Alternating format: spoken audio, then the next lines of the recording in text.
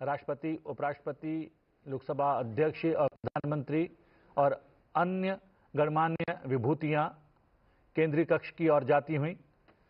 आप देख सकते हैं संसद टीवी पर ये लाइव तस्वीरें। राष्ट्रपति और प्रधानमंत्री आपको टेलीविजन स्क्रीन पर नजर आ रहे होंगे। लोकसभा अध्यक्ष भी वहां पर उपस्थित और उपराष्ट्रपति जगदीप धनखड़ भी राष्ट्रपति के साथ। धीरे धीरे केंद्रीय कक्ष की ओर बढ़ते हुए संविधान सदन के ऐतिहासिक केंद्रीय कक्ष में संविधान को अंगीकार करने के 75 वर्ष पूर्ण होने का एक विशिष्ट कार्यक्रम आज आयोजित हो रहा है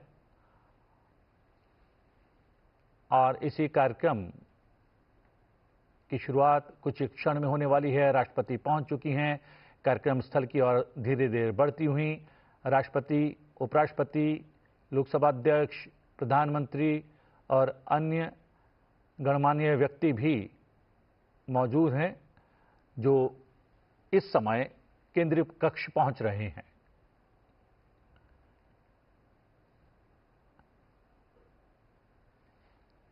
जी हां, संविधान अंगीकार करने के 75 वर्ष की ऐतिहासिक यात्रा और इस ऐतिहासिक यात्रा को सेलिब्रेट करेंगे आज केंद्रीय कक्ष में। संविधान सदन का केंद्रीय कक्ष ये वही केंद्रीय कक्ष है जो संविधान निर्माण का भागीदार रहा और जिसने साक्षात्कार किया संविधान निर्माण का। राष्ट्रपति द्रौपदी मुर्मू, उपराष्ट्रपति जगदीप धनखड़, लोकसभा अध्यक्ष ओम बिरला, प्रधानमंत्री नरेंद्र मोदी, संसदीय कार्यमंत्री किरेन रिजिजू, सभासदों, महामहिम राष्ट्रपति जी,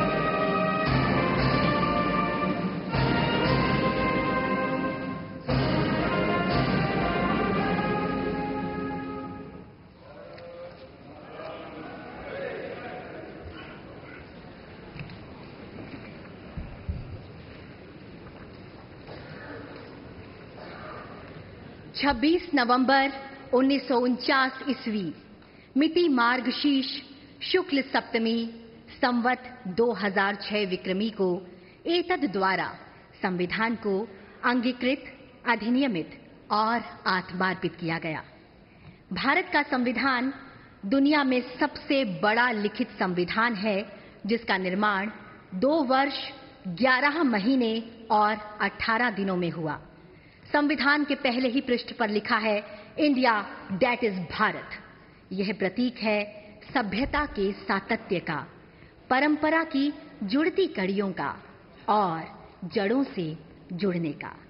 और ये हम सभी के लिए बहुत हर्ष और गर्व की बात है कि इस वर्ष देश संविधान को अंगीकार किए जाने की 75वीं वर्षगांठ मना रहा है।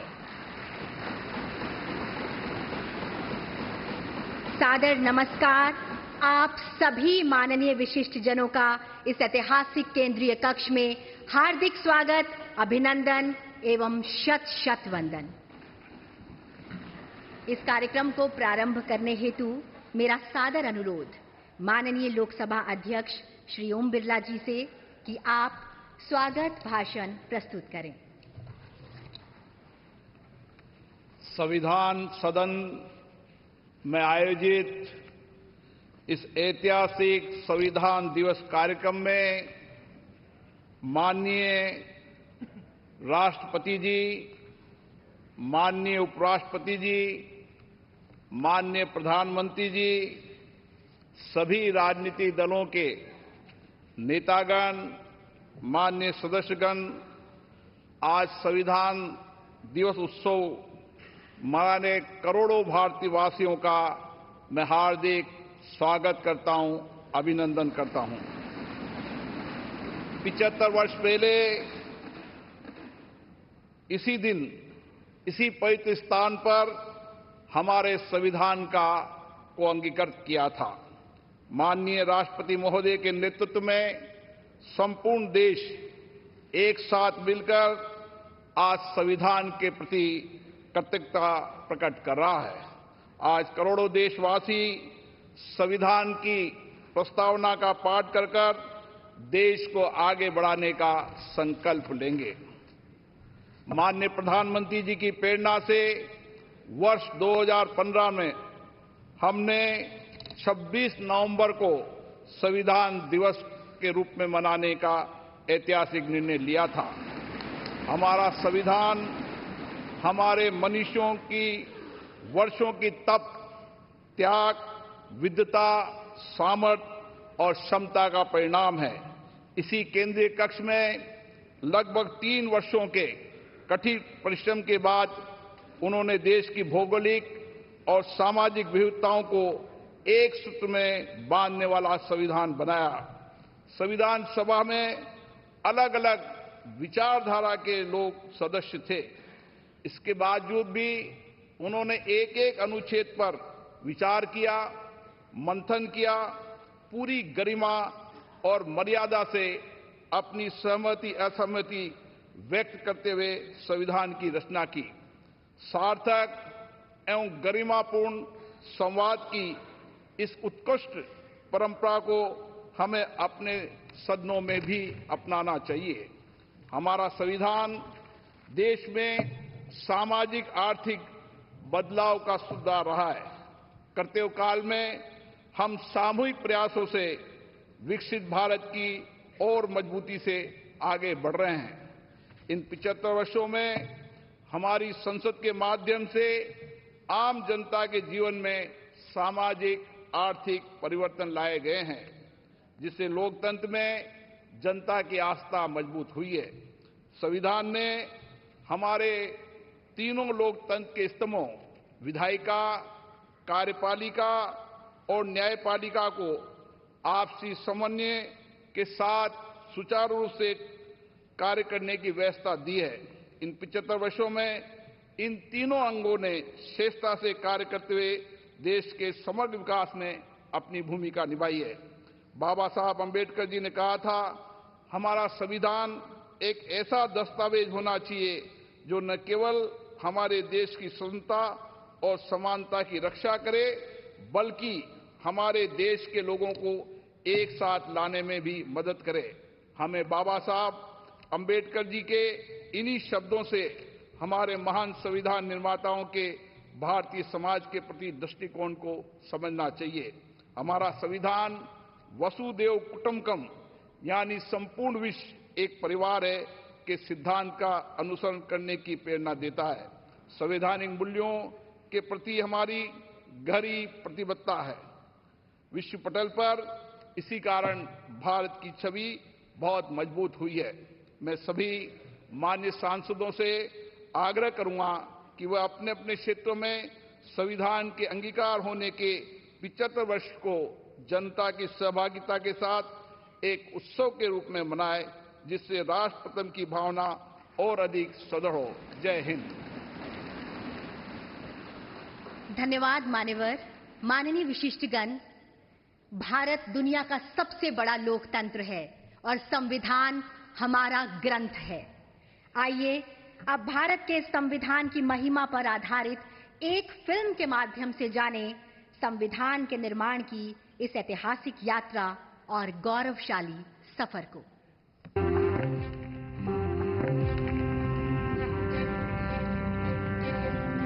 भारत दुनिया का सबसे बड़ा लोकतंत्र, मदर ऑफ डेमोक्रेसी।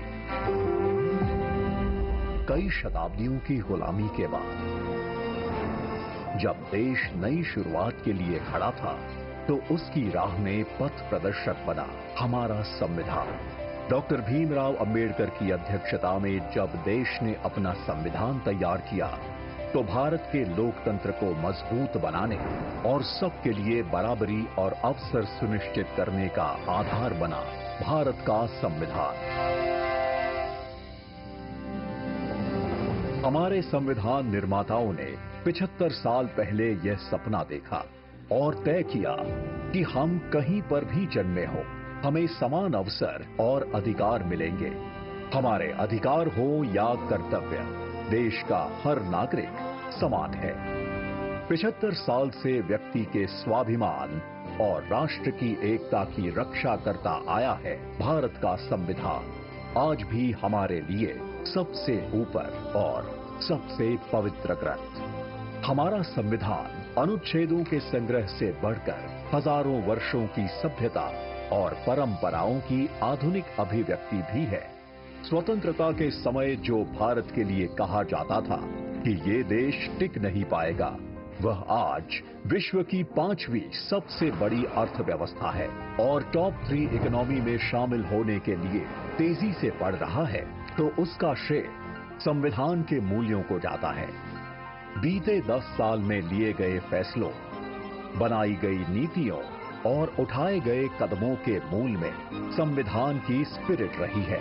हमारे संविधान के प्रेम्बल की शुरुआत में जो वी द पीपल लिखा, ये सिर्फ 3 शब्द नहीं है। वी द पीपल एक आह्वान है, एक प्रतिज्ञा है, एक विश्वास है।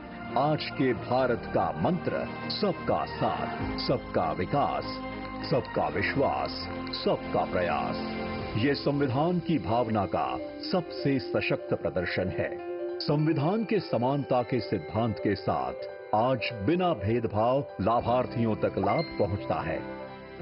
अंत्योदय के लक्ष्य के साथ वंचित वर्ग और पिछड़े प्रदेशों को हर योजना के केंद्र में रखा जाता है। महिलाओं के उद्यमी बनने में, कप्तान बनने में, ऊंची उड़ान लेने में देश उन्हें मदद पहुंचाता है। देश के प्रथम गांव से लेकर दूर दराज के गांवों तक पहुंच रही सड़कें, सामान, केबल्स और खुशियां संविधान के प्रति देश का समर्पण दिखाता है।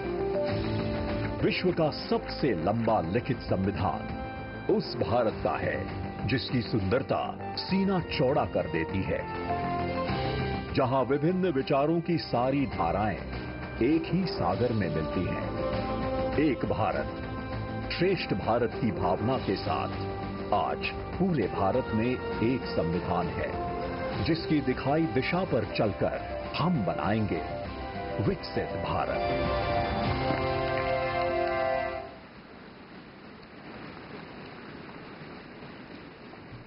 और अब मेरा विनम्र आग्रह है भारत के माननीय उपराष्ट्रपति जी और राज्यसभा के सभापति श्री जगदीप धनखड़ जी से कि आप विशिष्ट सभा को संबोधित करें।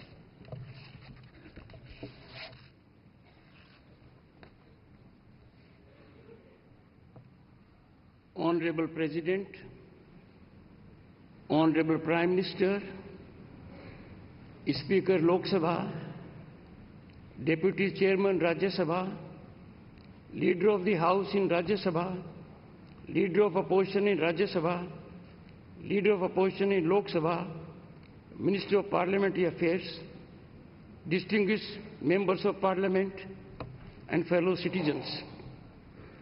This momentous day marks a historic milestone as we celebrate 75 years since Bharat adopted its constitution, a remarkable achievement for the world's largest and most dynamic democracy.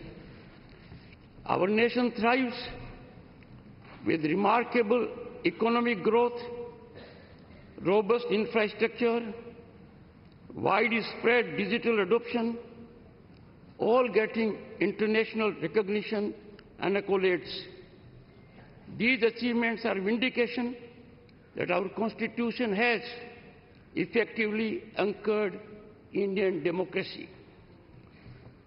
Honorable members, this is an occasion to reflect on our Constitution's core values and reaffirm our dedication to its guiding principles. This masterpiece is a tribute to the profound foresight and unwavering dedication of founding fathers of our Constitution, who for about 3 years shaped our nation's destiny, exemplifying decorum and dedication, navigating contentious and divisive issues with focus on consensus and understanding.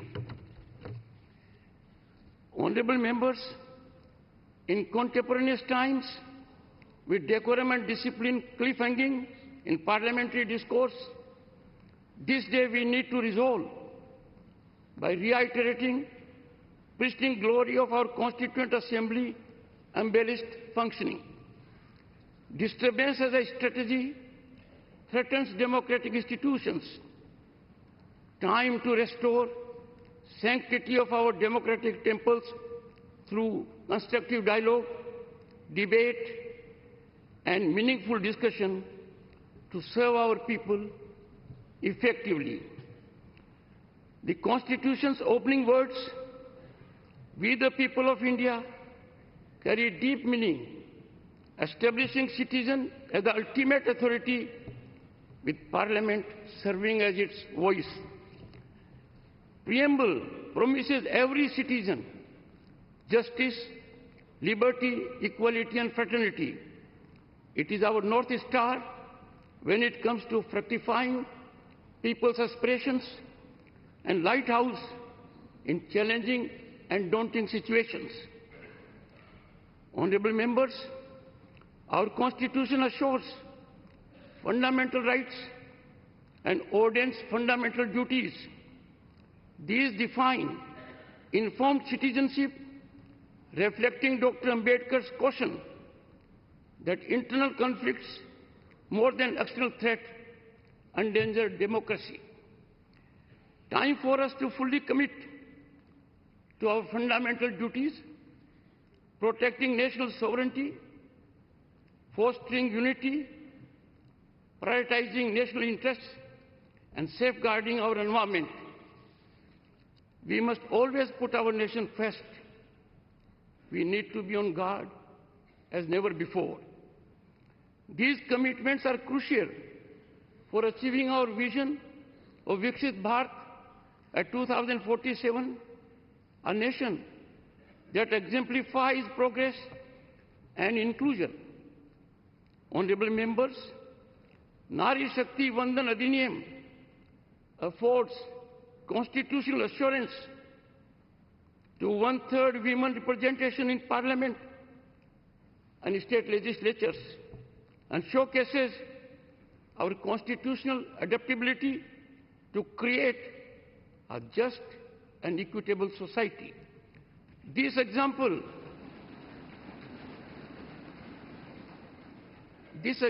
of the money illustrates how affirmative policies, transparent and accountable governance have helped citizens achieve their aspirations.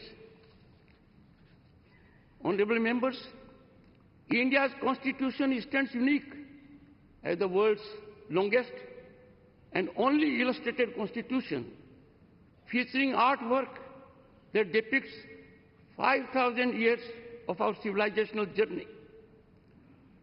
Our constitution ingeniously establishes democracy's three pillars: the legislature, the executive, and the judiciary, each with defined role. Democracy is best nurtured with its constitutional institutions being in sync, tandem, and togetherness, adhering to their jurisdictional area. In functioning of these organs of the state, domain exclusivity is quintessence to making optimal contributions in steering Bharat towards unprecedented heights of prosperity and equity. Honorable members, evolution of a structured interactive mechanism amongst those at the helm of these institutions would bring greater convergence in serving the nation. It is constitutional ordainment that the Parliament, after shaping legislation, must also ensure legislation trajectory in right direction. As guardians of democracy, we bear the sacred duty to honor our citizens' rights, aspirations, and ceaselessly pursue their dreams by making optimal contributions inspired by national welfare and public interest.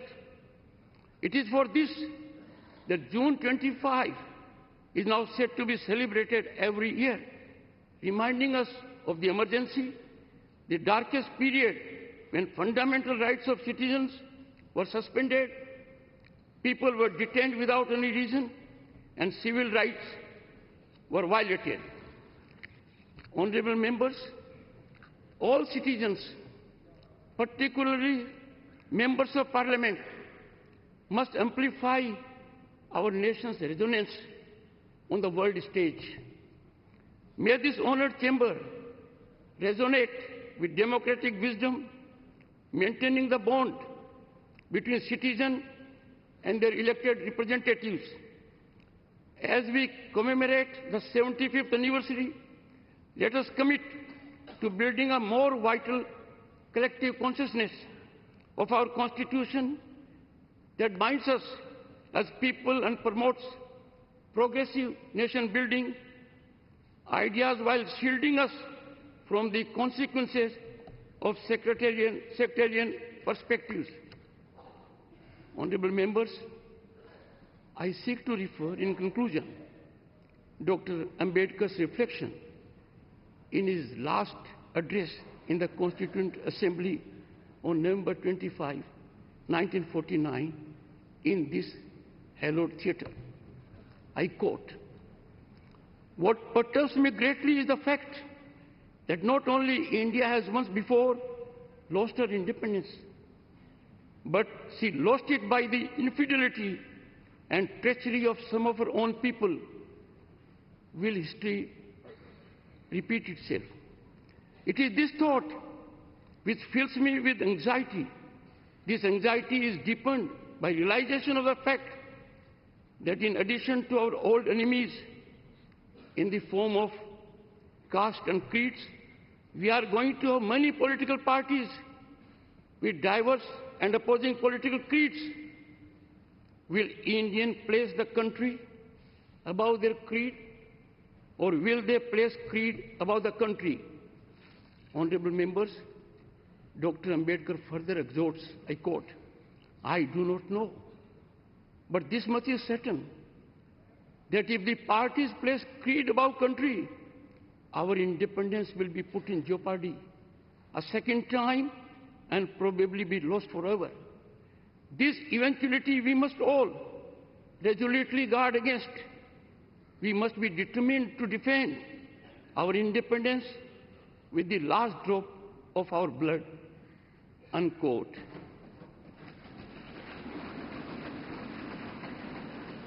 Honorable members, I too conclude on this note with appeal to heed wise counsel emanating from the father of the Indian Constitution. Jai Hind, Jai Bharat. बहुत बहुत धन्यवाद माननीय उपराष्ट्रपति जी। निश्चित रूप से आज का यह ऐतिहासिक दिन हमारे संविधान की महिमा और उसकी लोकतांत्रिक भावना का प्रतीक है। अब मेरा सादर अनुरोध माननीय राष्ट्रपति जी से कि इस शुभ अवसर पर आप एक विशेष स्मारक सिक्का इसका विमोचन करने की कृपा करें।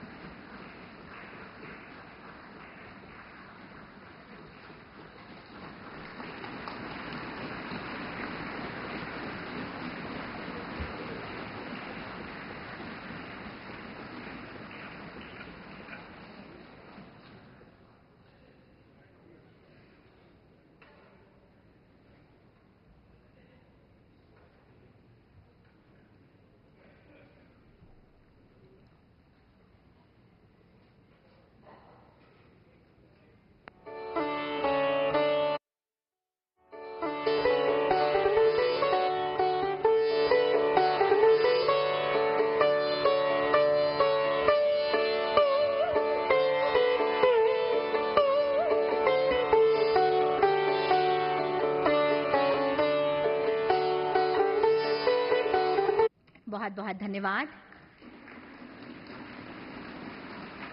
अब मेरा आपसे पुनः अनुरोध कि हमारे संविधान की ऐतिहासिक यात्रा और उसकी गौरवशाली विरासत को चिरस्थायी करने के लिए आज एक विशेष डाक टिकट का विमोचन करने की कृपा करें।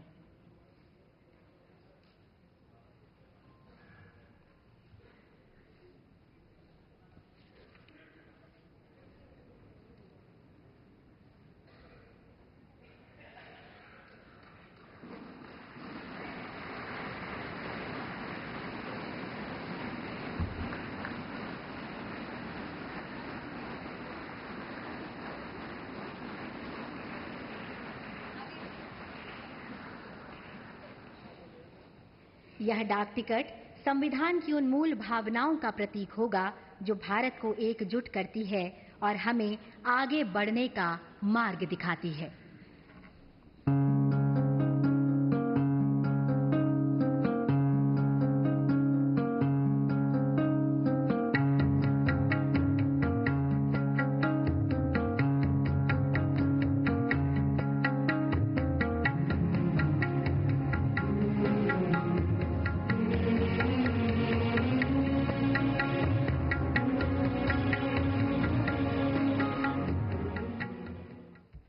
माननीय विशिष्टगण,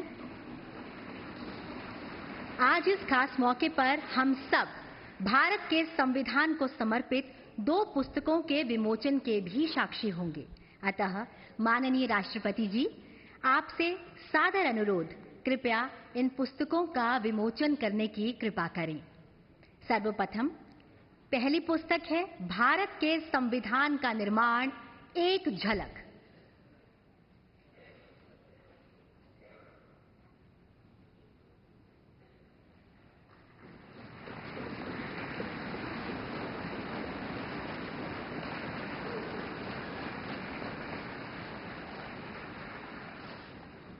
इसी के साथ दूसरी पुस्तक है भारत के संविधान का निर्माण और इसकी गौरवशाली यात्रा।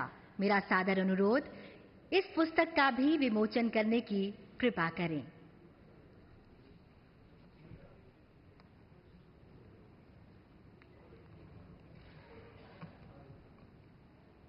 ये दोनों पुस्तकें अंग्रेजी और हिंदी दोनों ही भाषाओं में उपलब्ध हैं।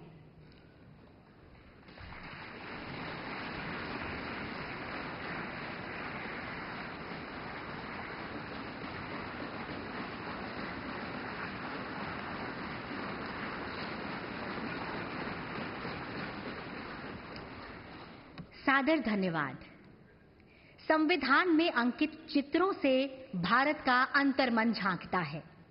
अतीत की हमारी गहरी जड़ें, समृद्ध विरासत, ज्ञान का व्यापक विस्तार और सभ्यता का सुंदर स्वरूप इन चित्रों के माध्यम से सामने आता है।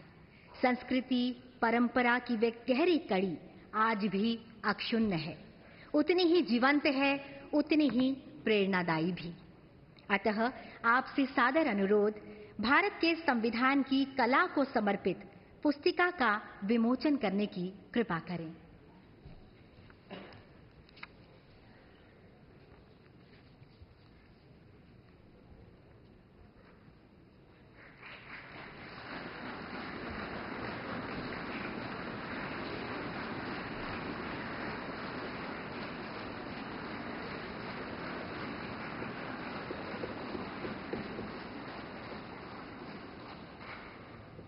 बहुत बहुत धन्यवाद। भाषा नाम जननी संस्कृत भाषा, अर्थात संस्कृत भाषा सभी भाषाओं की जननी है। हमारी सांस्कृतिक और बौद्धिक धरोहर का प्रतीक भी है। इस गौरवपूर्ण क्षण पर माननीय राष्ट्रपति जी, आपसे सादर अनुरोध है कि संस्कृत में भारत के संविधान का विमोचन कर इस ऐतिहासिक क्षण को इतिहास में स्वर्ण अक्षरों से सदा के लिए अंकित करने की कृपा करें। संविधान के अंगीकार होने की 75वीं वर्षगांठ पर अब संस्कृत में भी उपलब्ध भारत का संविधान।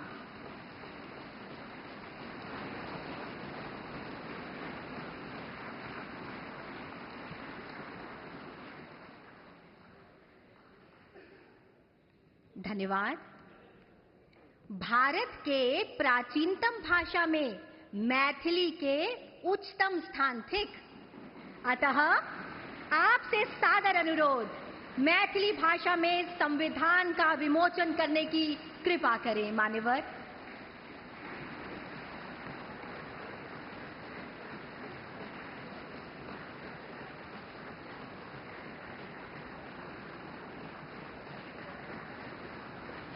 भारत की सभी भाषाओं का सम्मान और मैथिली में संविधान का विमोचन, निश्चित रूप से ये पल गौरवशाली है हम सभी के लिए। बहुत बहुत धन्यवाद मान्यवर। आप सभी माननीय विशिष्ट जनों की जानकारी अनुसार ये सभी पब्लिकेशंस लोकसभा पब्लिकेशन काउंटर पर उपलब्ध होंगी, जिनकी सूचना आप सभी को बुलेटिन के द्वारा जारी कर दी जाएगी। अब माननीय राष्ट्रपति जी, आपसे करबद्ध अनुरोध है कि आप अपने ज्ञानवर्धक शब्दों से हम सभी का मार्ग प्रशस्त करें।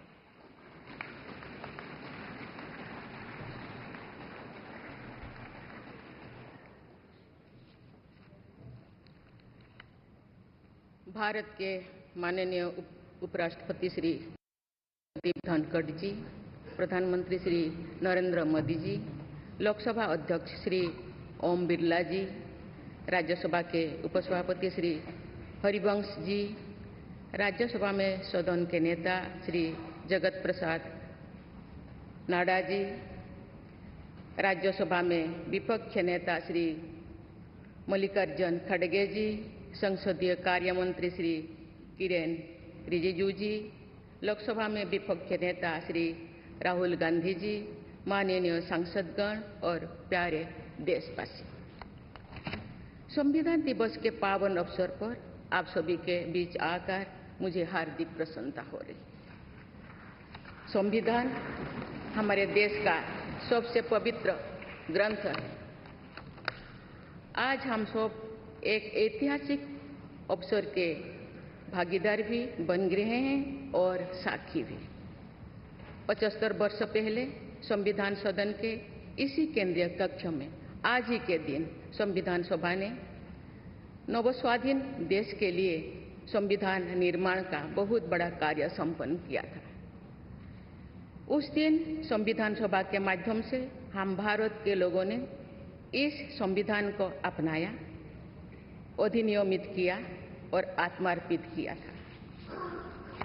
हमारे संविधान हमारे लोकतांत्रिक गणतंत्र की सुदृढ़ आधारशिला है।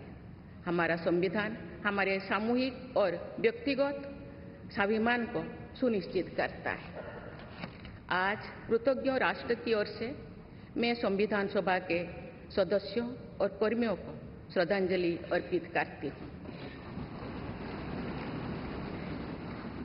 ये देश का सौभाग्य है कि संविधान सभा के अध्यक्ष डॉक्टर राजेंद्र प्रसाद ने तथा प्रारूप समिति के अध्यक्ष डॉक्टर बाबा साहेब आम्बेडकर ने संविधान निर्माण की यात्रा का मार्गदर्शन किया।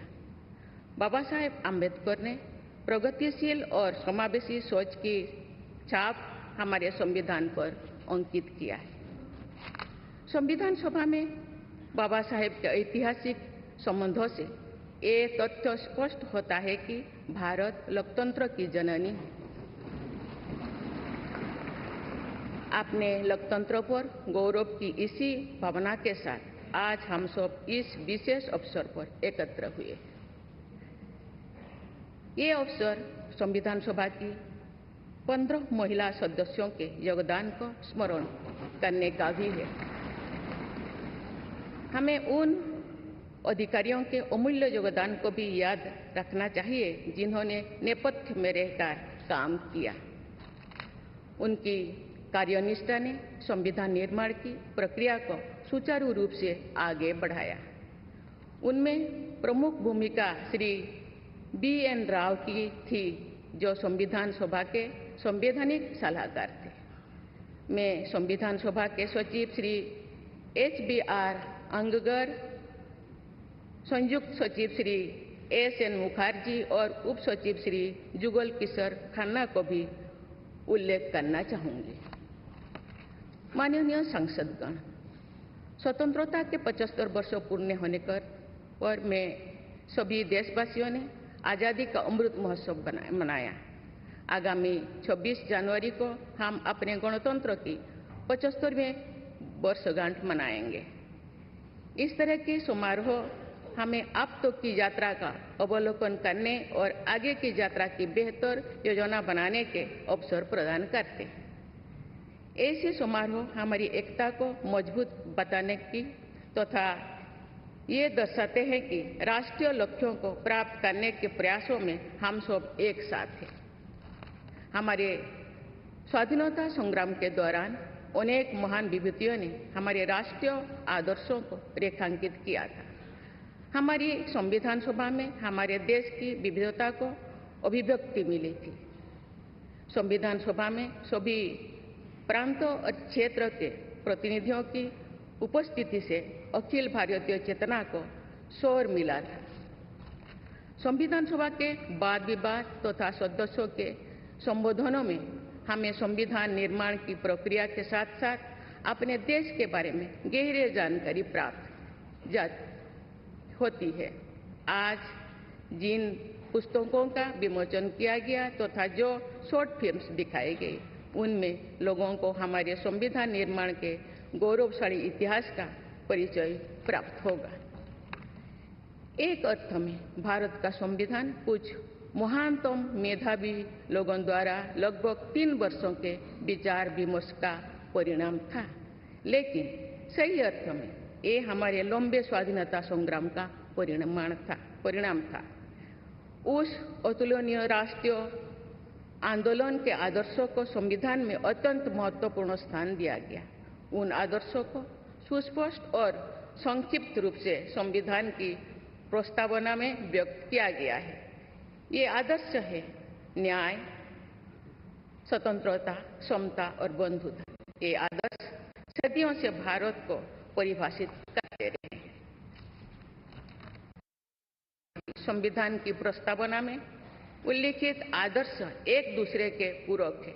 समग्र रूप से ये सभी आदर्श ऐसा वातावरण उपलब्ध कराते हैं जिसमें हम नागरिक को फूलते फलते समाज में योगदान देने तथा साथी नागरिकों की मदद करने का अवसर मिलता है। माननीय संसदगण, संविधान की भावना के अनुसार कार्यपालिका, विधायिका और न्यायपालिका का ये दायित्व है कि वे सामान्य लोगों के जीवन को सुगम बनाने के लिए मिलजुल कर काम करें। संसद द्वारा पारित किए गए अनेक अधिनियमों से जन आकांक्षाओं को अभिव्यक्ति मिली है। देश के आर्थिक एकीकरण के लिए स्वतंत्रता के बाद का सबसे बड़ा टैक्स सुधार गुड्स एंड सर्विसेज टैक्स को के रूप में किया गया है। वर्ष 2018 में राष्ट्रीय पिछड़ा वर्ग आयोग को संवैधानिक दर्जा प्रदान किया गया है। वुमेन लेड डेवलपमेंट की सोच को यथार्थ रूप देना सामाजिक न्याय के संवैधानिक आदर्शों को प्राप्त करने के लिए अनिवार्य है। नारी शक्ति बंधन अधिनियम द्वारा हमारे लोकतंत्र में महिला सशक्तिकरण के एक नए युग की शुरुआत की गई है। दंड के स्थान पर न्याय तथा अपराध के स्थान पर सुरक्षा की भावना पर आधारित भारतीय न्याय संहिता, भारतीय नागरिक सुरक्षा संहिता और भारतीय साक्ष्य अधिनियम को पारित करके सांसदों ने आधुनिक सोच को अपनाने का प्रभावशाली परिचय दिया है। ऐसे अनेक अधिनियमों को पारित करने के लिए मैं सभी सांसदों की सराहना करती हूँ। पिछले कुछ वर्षों के दौरान सरकार ने समाज के सभी वर्गों, विशेषकर कमजोर वर्गों के लोगों के विकास के लिए अनेक कदम उठाए हैं। ऐसे निर्णयों से लोगों का जीवन बेहतर हुआ है तथा उन्हें प्रगति के नए अवसर मिल रहे हैं। गरीब लोगों का अपना पक्का घर मिल रहा है, बिजली, पानी, सड़क की सुविधा मिल रही है, खाद्य सुरक्षा और चिकित्सा सेवाएं मिल रही है। देश में बड़े पैमाने पर विश्व स्तर का इंफ्रास्ट्रक्चर बनाया जा रहा है। समग्र और समावेशी विकास के ऐसे अनेक प्रयास हमारे संवैधानिक आदर्शों को आगे बढ़ाते हैं। इस प्रयासों के लिए मैं सरकार की सराहना करती हूँ। उच्चतम न्यायालय के प्रयासों से देश की न्यायपालिका हमारे न्याय प्रणाली को और अधिक प्रभावी बनाने के लिए अनेक प्रयास कर रही है। न्यायपालिका विचाराधीन कैदियों को और जेल सुधार के विषयों पर भी कार्यरत है। हमारे देश में मूलभूत अधिकारों का दायरा समय के साथ विस्तृत होता रहा है। अपेक्षाकृत कम साधन संपन्न लोगों को कानूनी सहायता प्रदान करने के संवैधानिक निर्देश प्रति जागरूकता और सक्रियता बढ़ रही है। माननीय सांसदगण, कार्यपालिका, विधायिका और न्यायपालिका के साथ साथ सभी देशवासियों की सक्रिय भागीदारी से हमारे संवैधानिक आदर्शों को शक्ति मिलती है। हमारे संविधान में प्रत्येक नागरिक के मूल कर्तव्यों का स्पष्ट उल्लेख किया गया है। भारत की एकता और अखंडता की रक्षा करना, समाज में समरसता की भावना का निर्माण करना, महिलाओं के सम्मान को सुनिश्चित करना, पर्यावरण की रक्षा करना, वैज्ञानिक दृष्टिकोण को अपनाना, सार्वजनिक संपत्ति की सुरक्षा करना तथा राष्ट्र को उपलब्धियों की नई ऊंचाई तक ले जाना नागरिकों के मूल कर्तव्यों में शामिल है। हमारा संविधान एक जीवंत और प्रगतिशील दस्तावेज है।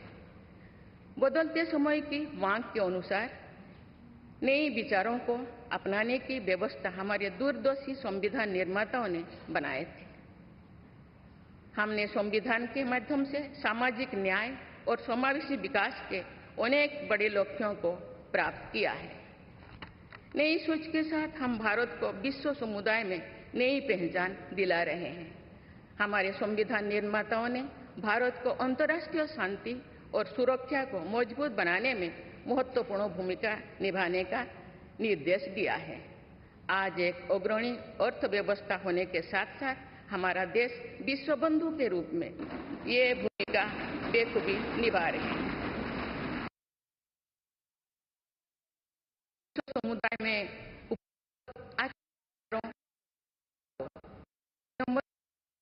आत्मसात करने के लिए भी तत्पर रहते हैं। देश की जरूरतों के मुताबिक उत्कृष्ट विचारों और पद्धतियों को अपनाने की इसी भावना का उदाहरण हमारे संविधान निर्माण दूरदर्शी सदस्यों ने हमें एक प्रेरणादायक संविधान दिया जो अन्य देशों के लिए भी एक आदर्श साबित हुआ है। संविधान सभा के अध्यक्ष और मेरे प्रतिष्ठित पूर्ववर्तियों में सर्वप्रथम डॉक्टर राजेंद्र प्रसाद ने वर्ष 1949 में आज ही के दिन अपने भाषण में एक विचार व्यक्त किया था कि संविधान को जीवंत बनाए रखना उन लोगों पर निर्भर करता है जो उसका संचालन करते हैं। उन्होंने ये भी कहा था कि कई चीजें जो संविधान में नहीं लिखी जा सकती उनका संचालन परंपराओं के आधार पर किया जाता है। उन्होंने ये अपेक्षा व्यक्त की थी कि हमारा देश आवश्यक सामर्थ्य अर्जित करेगा और समुचित परंपराएं विकसित की जाएगी। मैं पूरी विश्वास के साथ कह सकती हूँ कि लगभग 3/4 सदी के संवैधानिक यात्रा के दौरान हमारे देश ने उन क्षमताओं को अर्जित करने और आर्थिक परंपराओं को विकसित करने में उल्लेखनीय सफलता प्राप्त की है। हमने जो अनुभव प्राप्त किए हैं आने वाली पीढ़ियों को उनसे अवगत कराया चाहिए। वर्ष 2015 में सरकार द्वारा 26 नवंबर को संविधान दिवस के रूप में मनाने का निर्णय लिया गया। तब से प्रत्येक वर्ष मनाए जा रहे संविधान दिवस के समारोह से हमारे युवाओं में देश के बुनियादी दस्तावेज यानी संविधान के विषय में जागरूकता बढ़ाने में मदद मिली है। संविधान के प्रति युवाओं में उत्साह को देखकर हम सब देश के भविष्य के प्रति आश्वस्त हो सकते हैं। मैं सभी देशवासियों से अनुरोध करती हूँ कि वे हमारे संवैधानिक आदर्शों को अपने आचरण में डालें, मूल कर्तव्यों का पालन करें तथा वर्ष 2047 तक विकसित भारत के निर्माण के राष्ट्रीय लक्ष्य के प्रति समर्पण के साथ आगे बढ़े। मैं संविधान दिवस के अवसर पर सभी देशवासियों को बधाई देती हूँ। आप सभी को मेरा शुभकामनाएं। धन्यवाद। जय हिंद, जय भारत।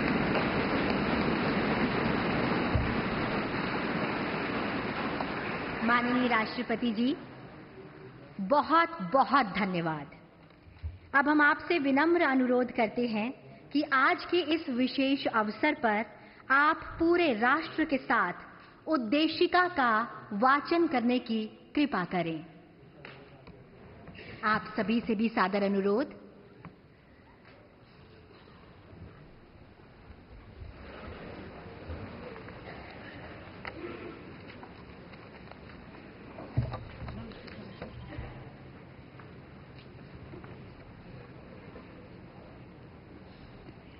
हम भारत के लोग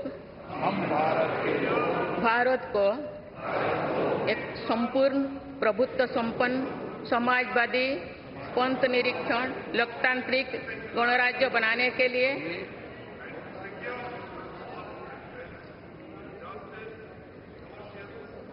तथा उसके समस्त नागरिकों को सामाजिक, आर्थिक और राजनैतिक न्याय,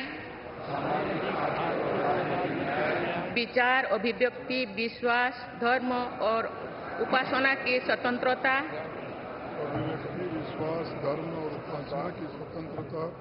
प्रतिष्ठा और अवसर की समता प्राप्त करने के लिए तथा उन सब में व्यक्ति की गरिमा और राष्ट्र की एकता और अखंडता सुनिश्चित करने वाली बंधुता बढ़ाने के लिए दृढ़ संकल्प होकर अपनी इस संविधान सभा में आज तारीख 26 नवंबर 1949 ईस्वी को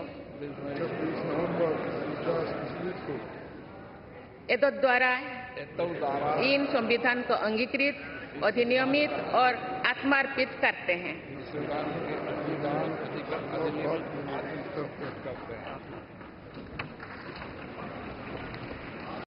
और अब राष्ट्रगान।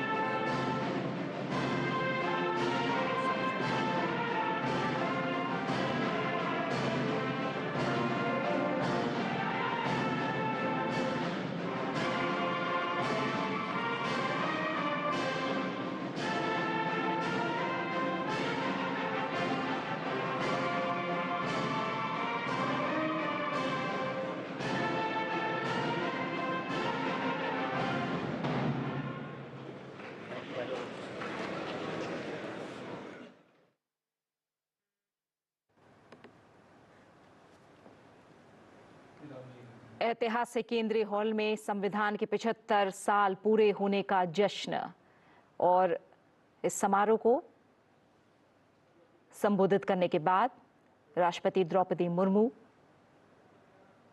हम सीधी तस्वीरें इस समय देख रहे हैं संसद भवन परिसर से।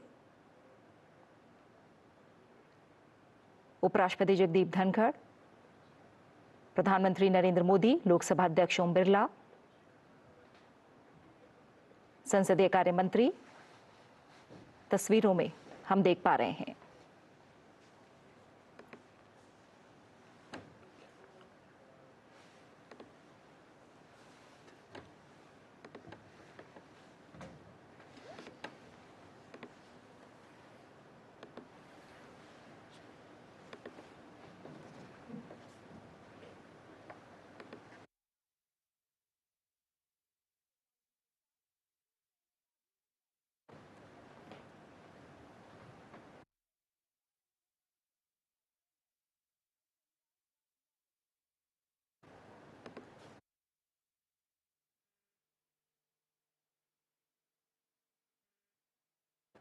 संविधान को अंगीकार करने के 75 वर्ष पूरे होने का जश्न मनाया जा रहा है।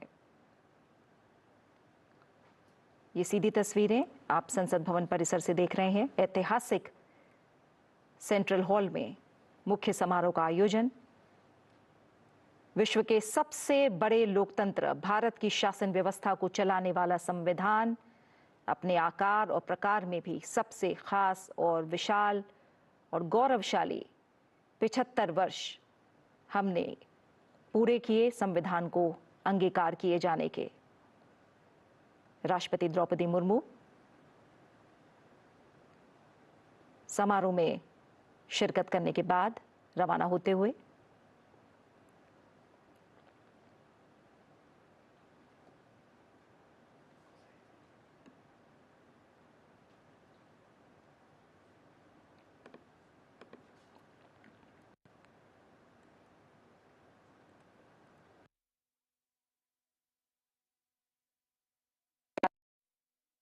एक सुदृढ़ लोकतांत्रिक देश के रूप में दुनिया भर में प्रतिष्ठित हुआ है।